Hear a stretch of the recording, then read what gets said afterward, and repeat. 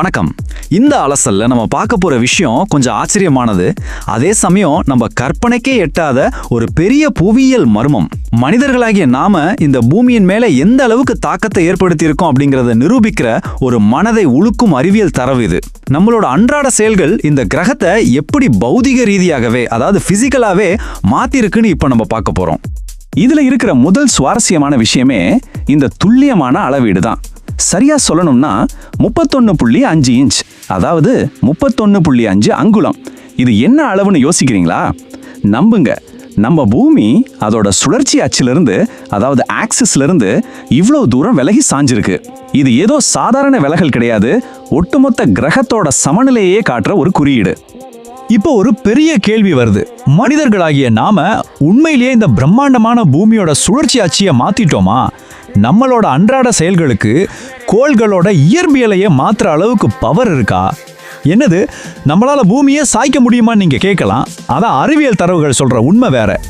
இதோட பின்னணியில இருக்கிற அறிவியலை புரிஞ்சிக்க மாஸ் ரீடிஸ்ட்ரிபியூஷன், அதாவது நிறை மறுபகிர்வு அப்படிங்கிற ஒரு சிம்பிளான கான்செப்டை நாம தெரிஞ்சுக்கணும். பூமியை ஒரு சுழலும் பம்பர மாதிரி கற்பனை பண்ணிக்கோங்க. நல்ல சுத்திக்கிட்டு இருக்கிற பம்பரத்தோட ஒரு பக்கத்துல மட்டும் கொஞ்சம் எடையை சேர்த்தாலோ இல்ல குறைச்சாலோ என்ன ஆகும்?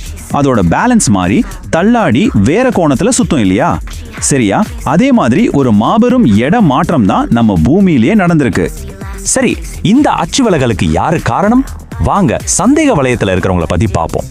தென்கொரியாவைச் சேர்ந்த சியோல் தேசிய பல்கலைக்கழகத்தோட புவி இயற்பியலாளர் கி வியோன் சியோ மற்றும் அவரோட குழு இந்த அச்சு விலகலுக்கான காரணத்தை தீவிரமா தேடினாங்க.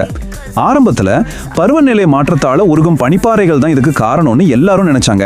ஆனா தரவுகளை ஆழமா தோண்டி பார்த்தப்ப வெளியே வந்த உண்மை அனைவரையும் அதிர்ச்சியில் ஆழ்த்துச்சு. ஆமாங்க, உண்மையான காரணம் பனிப்பாறைகள் இல்ல, மனிதர்களாகிய நாம பூமிக்கு அடியில் இருந்து உறிஞ்சி எடுத்த நிலத்தடி நீர் தான் அந்த பிரதான குற்றவாளி. நாம வெளியே எடுத்த அந்த நீரோட அளவு எவ்வளோ தெரியுமா? இந்த நம்பரை கொஞ்சம் கவனிங்க.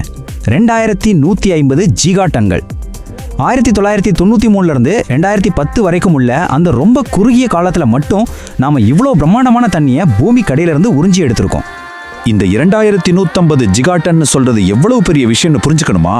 2 ட்ரில்லியனுக்கும் அதிகமான, அதாவது சரியா 2,15,000 கோடி டன் எடையுள்ள தண்ணீரை பூமியோட ஆழத்திலிருந்து வெளியே கொண்டு வந்து உலகத்தில் இருக்கிற பெருங்கடல்களுக்கு நாம இடமாத்திருக்கோம். இவ்வளவு பெரிய எடையை நிலத்தில இருந்த கடலுக்கு மாற்றும் போது பூமியோட பேலன்ஸ் மாறாம எப்படி இருக்கும்?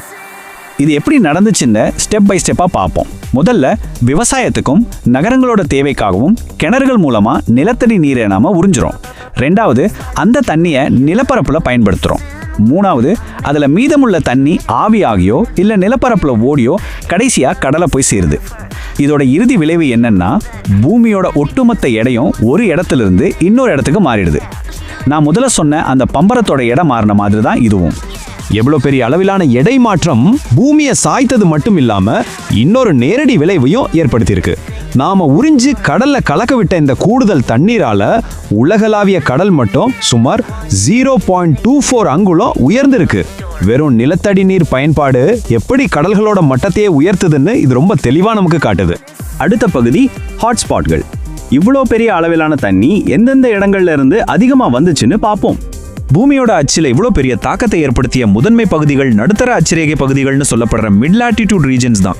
குறிப்பா சொல்லணும்னா வடமேற்கு இந்தியா, அப்புறம் மேற்கு வட அமெரிக்கா. இந்த பகுதிகளில் நடந்த அதீத நிலத்தடி நீர் உறிஞ்சல் தான் புவியச்சு விலகலுக்கு மிக முக்கிய காரணம்னு ஆய்வுகள் சொல்லுது. குறிப்பிட்ட சில பகுதிகளில் நடக்கிற இந்த விஷயங்கள் ஒட்டுமொத்த உலகத்தோட அமைப்பையே எப்படி பாதிக்குதுன்னு பாருங்க. விஞ்ஞானிகள் இந்த அச்சு மாற்றத்தை டெஸ்ட் பண்ண பல கம்ப்யூட்டர் மாடல்களை உருவாக்கி பார்த்தாங்க. ஆரம்பத்தில் எல்லா மாடல்களும் சரியா வரல. ஆனா எப்ப அவங்க நாம உறிஞ்ச அந்த 2150 ஜிகாட்டன் நிலத்தடி நீரையும் கணக்குல சேர்த்தாங்களோ அப்போதான் அந்த மாடல் 31.5 இன்ச் விலகலோட கச்சிதமா மேட்ச் ஆச்சு. நாசாவோட நிபுணர்களும் இந்த மாபெரும் கண்டுபிடிப்பை அதிகாரப்பூர்வமா உறுதிப்படுத்தியிருக்காங்க. இதை பத்தி ஆய்வாளர் கி வியோன் சியோ என்ன சொல்றாருன்னா, பூமியோட சுழலும் துருவத்தை கண்காணிக்கிறது மூலமா கண்டங்கள் அளவுல நீரின் இருப்பு எப்படி மாறுதுன்னு நம்மளால ட்ராக் பண்ண முடியும்னு சொல்றார். அதாவது இது ஏதோ ஒரு பழைய வரலாற்று தகவல் கிடையாதுங்க. எதிர்காலத்துல நம்ம உலகத்தோட நீர் ஆதாரங்கள் எங்கு எவ்வளவு குறையுதுன்னு துல்லியமா அளவிட நமக்கு கிடைச்ச ஒரு சூப்பரான புதிய அறிவியல் தொழில்நுட்பம் இது. கடைசி பகுதி ஒரு நுட்பமான இயந்திரம். இதெல்லாம் நமக்கு உணர்த்தும் பாடம் என்ன?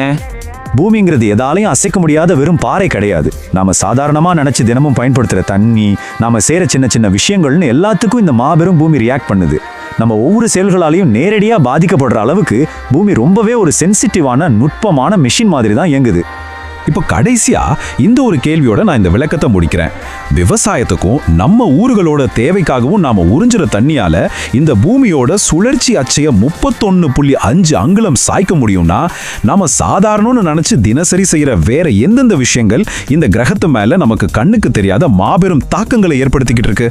கொஞ்சம் ஆழமா யோசிச்சு பாருங்க. மீண்டும் சந்திப்போம்.